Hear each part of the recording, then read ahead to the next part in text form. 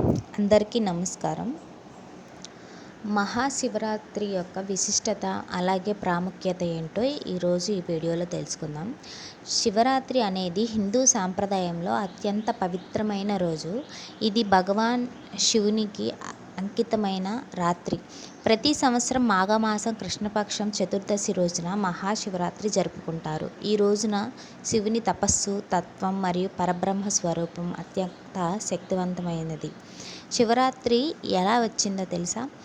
జ్యోతిర్లింగం పురాణం ప్రకారం ఒకసారి బ్రహ్మ అలాగే విష్ణు ఎవరు గొప్పవారు అనే తర్కం మొదలుపెట్టారు. బ్రహ్మ అన్నాడు, నేనే సృష్టికర్త, నా వల్లనే ప్రపంచం ఉనికిలోకి వచ్చింది అని. విష్ణు అన్నాడు, నేనే రక్షకుడు, నా వల్లనే సమస్త జీవుల రక్షణ జరుగుతుంది అని. అప్పుడు భగవాన్ శివుడు వారి అహంకారాన్ని తొలగించడానికి అనంతమైన జ్యోతిర్లింగ రూపంలో వెలిశాడు.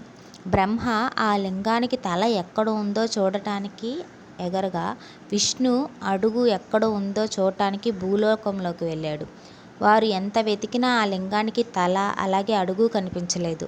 దీంతో బ్రహ్మ, విష్ణు శివునే సర్వోన్నత పరమాత్మ అని అంగీకరించారు. ఈ సంఘటన శివరాత్రి రోజు జరిగినదని పూర్వీకులు చెప్తున్నారు. రెండోది వచ్చి శివపార్వతుల వివాహం. ఈ రోజున పార్వతీదేవి కఠిన తపస్సు చేయగా శివుడు ఆమెకు వరించాడు. శివపార్వతుల దివ్య వివాహం ఈ శివరాత్రి రోజున జరిగిందని పురాణాలు అంటున్నాయి. కనుక ఈ రోజున శివునికి మరియు పార్వతీదేవికి ప్రత్యేక పూజలు, కళ్యాణోత్సవాలు నిర్వహిస్తారు. అలాగే సముద్ర మదనం, నీలకంఠుడు అవతారం. దేవతలు మరియు అసురులు పారిజాత వృక్షం కోసం పాల సముద్రాన్ని మదించినప్పుడు హలాహల విషం బయటకొచ్చింది. అది ప్రపంచాన్ని నాశనం చేసే ప్రమాదం ఉందని శివుడు ఆ విషాన్ని త్రాగి తన గొంతులో నిలిపాడు.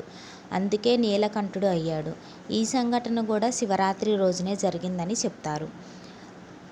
శివరాత్రి విశిష్టత అండ్ పూజా విధానం వచ్చి ఉపవాసం, శరీర మనస్సు శుద్ధి కోసం. భక్తులు రోజంతా ఆహారం తీసుకోకుండా లేదా తక్కువ తింటూ శివుణ్ణి పూజిస్తారు. కేవలం పాలు, నీరు, పండ్లు, తేనె మాత్రం తీసుకోవడం శ్రేయస్కరం. ఉపవాసం వల్ల మన శరీరం పవిత్రమవుతుంది, మనస్సు శుద్ధి చేస్తుంది. అలాగే జాగారం, రాత్రంతా శివభక్తి. ఈ రోజున రాత్రంతా నిద్రపోకుండా శివ భజనలు, మంత్రాలు, ధ్యానం చేస్తారు. ఓం నమః శివాయ అనే మంత్రం అనేక పుణ్యఫలాలను ఇస్తుంది. ఈరోజు జాగారం చేయటం వల్ల పాపాలు తొలగిపోతాయని విశ్వాసం. అలాగే అభిషేకం, శివుని అనుగ్రహం పొందే మార్గం.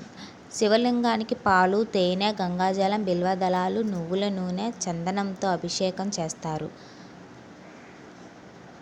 శాస్త్ర ప్రకారం శివుడు అభిషేక ప్రియుడు కాబట్టి అభిషేకం చేస్తే ఇష్టార్థ సిద్ధులు లభిస్తాయి. శివస్తోత్ర పారాయణం, మహామృత్యుంజయ మంత్రం, శివ సహస్రనామం, రుద్రాక్షం, మహామృత్యుంజయ మంత్రం పఠించడం వల్ల ఆరోగ్య రక్షణ, ఆధ్యాత్మిక శక్తి పెరుగుతుంది. ఓం త్రయంబకం యజమహే మంత్రం రోగాల నుండి రక్షణ, దీర్ఘాయుష్ను ప్రసాదిస్తుంది. దాన ధర్మాలు, పాప విమోచనాన్ని, పుణ్యఫలాలు. అన్నదానం, వస్త్రదానం, గోసేవ చేయటం శ్రేష్ఠ ఫలితాలను ఇస్తాయి. పక్షులకు ధాన్యం పెట్టడం, నీటి కుండలు ఏర్పాటు చేయటం కూడా శివునికి ఎంతో ఇష్టం.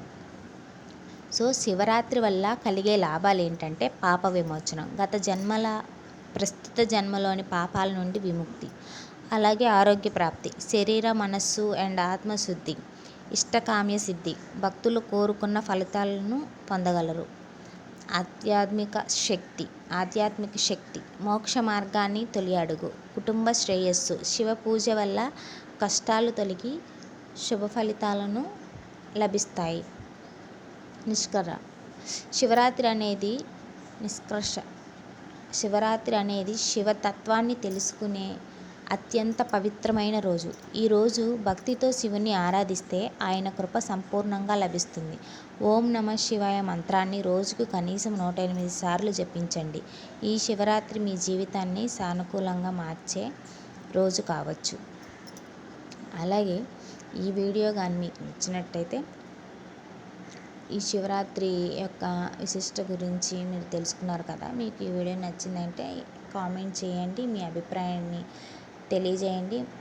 అలాగే మీరు ఎక్కడ శివరాత్రి జరుపుకుంటున్నారో కింద కామెంట్ సెక్షన్లో కామెంట్ చేయండి.